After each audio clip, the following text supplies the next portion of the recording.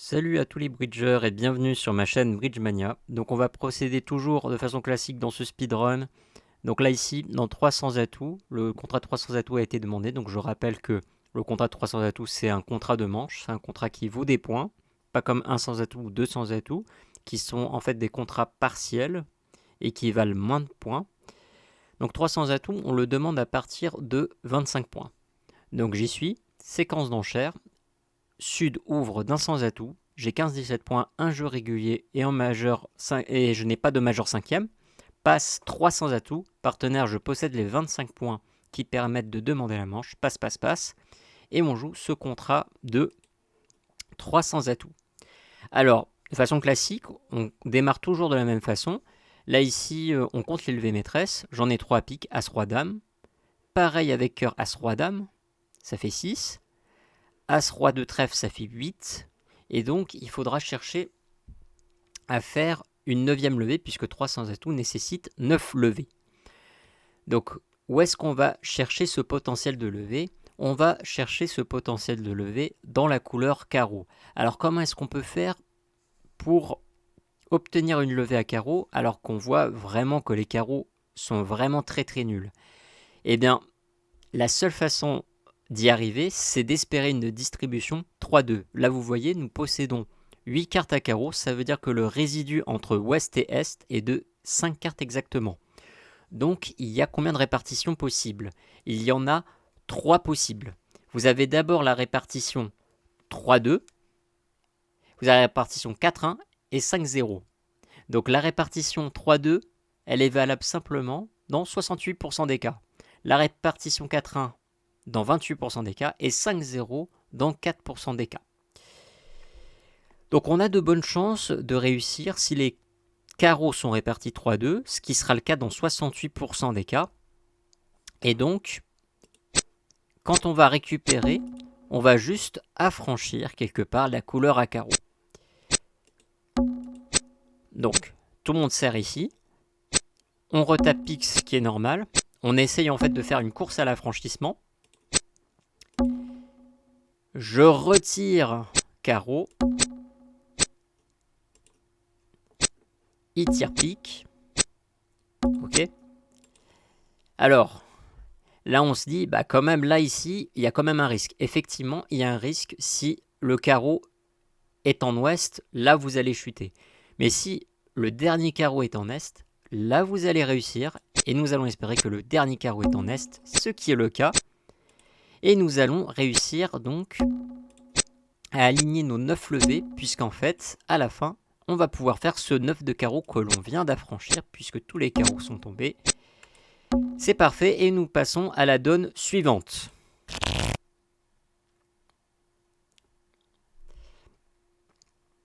Ok, contrat de 4 cœurs. Donc, les enchères. Un cœur, je possède 12 points et une majeure cinquième à cœur. Ça veut dire que je possède 5 cartes à cœur. De trèfle, passe de trèfle, ça veut dire le partenaire est dit de trèfle, mais ça signifie qu'il a plutôt des trèfles, mais ça signifie plutôt un nombre de points d'honneur. Là, par exemple, il promet 11 points d'honneur, sûr et certain, et c'est une enchère qui est auto-forcing. Ça veut dire quoi une enchère auto-forcing ? Ça veut dire que non seulement Sud est obligé de parler, mais que lui aussi, il s'engage à reparler derrière. C'est une enchère dite auto-forcing. Passe de cœur. De cœur ici, bah, ça veut dire classiquement, quand on répète les cœurs, ça ne veut absolument pas dire. Donc ça c'est un des pièges de débutants. Quand on répète la couleur cœur, ils peuvent penser qu'il y en a 6. Là, c'est pas du tout le cas. Là ici, c'est pas du tout le cas. De cœur ici, ça veut dire que j'ai un jeu minimum. Et ça peut vouloir dire que 5 cartes à cœur. Il n'y a pas question d'avoir 6 cartes à cœur. C'est possible d'avoir 6 cartes à cœur, mais c'est pas obligatoire. Quand on dit 2 cœurs, on annonce surtout un jeu qui est faible. Et en fait, le partenaire ensuite, il a vu qu'une manche était possible et il a imposé 4 cœurs. En fait, il a fait ce qu'on appelle un fit différé, c'est qui est tout à fait possible parce qu'en fait, quand vous envisagez de faire des chelems, il faut toujours transiter. Il ne faut pas soutenir directement dans la couleur souhaitée. Pourquoi ? Parce que si vous soutenez directement, ça veut plus dire quelque chose de faible, ça veut plus dire un soutien qui est faible. Alors que quand vous transitez par une enchère de transfert comme 2 trèfles, dans un feed différé, là vous annoncez les points. Vous dites là, écoute partenaire, si là je te feed, c'est pas parce que j'ai une main spécialement distribuée. Non seulement j'ai une main distribuée, mais j'ai aussi des points. Donc j'envisage clairement le chelem. Là, comme là ici, il a dit 2 cœurs. Là, il a freiné tous les obstacles de chelem. Parce que là, comme il a annoncé qu'il était minimum, il a vu que 6 cœurs, un chelem n'était pas demandable. Et s'est donc arrêté à 4 cœurs. Et donc sur ce, on va jouer ce 4 cœurs. Et donc nous devons faire 10 levées à cœur. Donc à contrario des sans atout, on va plutôt compter en perdante, même si des fois c'est beaucoup plus pertinent de compter en gagnante.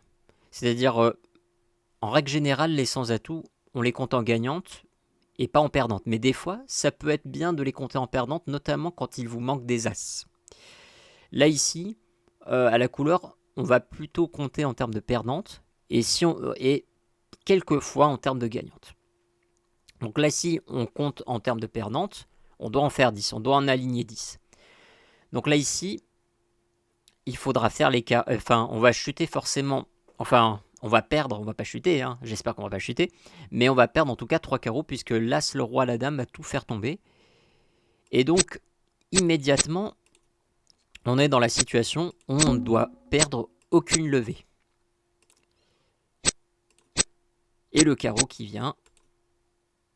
Et comme si ça suffisait pas, il nous aide pas, parce que s'il pouvait tirer pique ou trèfle, ça nous aiderait. Il nous tire à tout.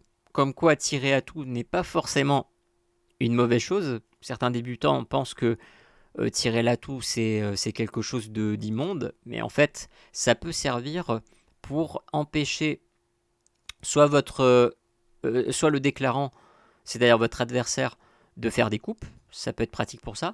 Ou bien, c'est pour jouer neutre. Là, ici, c'est plutôt pour jouer neutre. C'est-à-dire, il ne va pas me donner une levée, bien entendu, s'il joue cœur. Vous voyez bien que j'ai tout qui est maître ici. S'il me joue cœur, il ne m'aide pas du tout. Ok. Donc là, ici, là, la réflexion, elle est sur 2 impasses. Alors, comment résoudre ce problème? Donc, on a le choix entre l'impasse à pique et l'impasse à trèfle. Laquelle est meilleure entre les deux? Eh bien, ce qui est meilleur entre les deux, c'est l'impasse à trèfle. Pourquoi? Parce que si je commence par faire l'impasse à pique en premier, il va falloir que je retourne ici. En fait, si on fait le compte des perdantes jusqu'au bout, on peut perdre potentiellement une carte à trèfle et potentiellement une carte à pique et potentiellement une carte à trèfle. Donc soit le roi de trèfle, soit le roi de pique.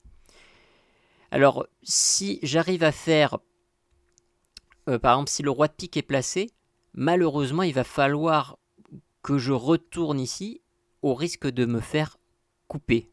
C'est-à-dire, il faut que je préserve en fait des communications. En fait, pardon, je me suis un petit peu embrouillé. Donc là, ici, en fait, si vous voulez jouer à pique, en fait, il faut préserver les communications à cœur. Et donc, vous avez peut-être un risque de vous faire couper. Et même si vous arrivez à vous faire une extra gagnante, ce qu'on appelle une extra gagnante, même si vous arrivez à trouver le roi de pique ici, que vous arrivez à faire une extra gagnante, là, vous n'allez pas défausser grand-chose, puisqu'en fait, le roi de trèfle, vous allez quand même le perdre s'il est mal placé. Donc là, ici, si le roi de pique est bien placé, ça n'arrange pas nos affaires. Mais par contre, si le roi de trèfle est bien placé, ça arrange nos affaires, même si le roi de pique est en est. Pourquoi? Parce que si je fais dame de trèfle et que ça passe, là, je vais pouvoir me constituer ce qu'on appelle une extra gagnante à trèfle, que je vais pouvoir chercher en remontant à travers pique, et je vais pouvoir me défausser d'un pique potentiellement perdant. Je ne dis pas qu'il est perdant, mais il est potentiellement perdant si le roi de pique est en est. Donc, vous l'aurez compris, tout se joue en fait sur le placement du roi de trèfle. Et le roi de trèfle, si il est en est, vous perdez de toute manière. Par contre, s'il est en ouest, c'est pas sûr. Enfin, s'il est en ouest, vous gagnez à 100%. Donc, que faut-il faire avant toute chose? Là, on n'a pas du tout envie de se faire couper, donc on va tirer tous les atouts d'abord. Donc les atouts sont répartis 4-1. Il faut encore jouer 2 tours d'atouts. Et attention de ne pas se tromper là. Qu'est-ce qu'on va jeter là ici? On va jeter le valet de pique. Parce que le trèfle va nous servir d'extra gagnante. Et maintenant, on va tenter notre impasse à trèfle. Donc dame de trèfle. Notre impasse fonctionne. Très bien. On continue, valet de trèfle. Et nous voyons que S se découvre, donc le roi de trèfle est bien ici. 2 de trèfle pour le 10. L'as de trèfle est l'extra gagnante qui va nous permettre de défausser une perdante. Potentiel à pique. Ah, j'ai fait une erreur, mais de toute façon, je vais retourner en arrière. Là, ici, en fait, voilà, je me suis trompé de carte. Vous allez m'excuser, j'espère. Donc, je joue bien entendu l'as de pique. Et la dame de pique qui est coupée. Et le contrat qui est fait. Allez, on va passer à la donne suivante.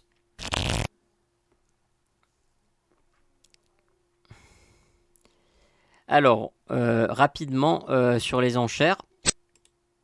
Alors, un sans atout, je possède 15-17 points. Alors, 4 sans atout, il va se faire plutôt à partir de 16 points. Voilà, c'est l'invitation au petit chelem. Partenaire situé maximum, mais 6 sans atout. Partenaire, je suis maximum, et donc j'annonce le petit chelem. Et donc, c'est parti.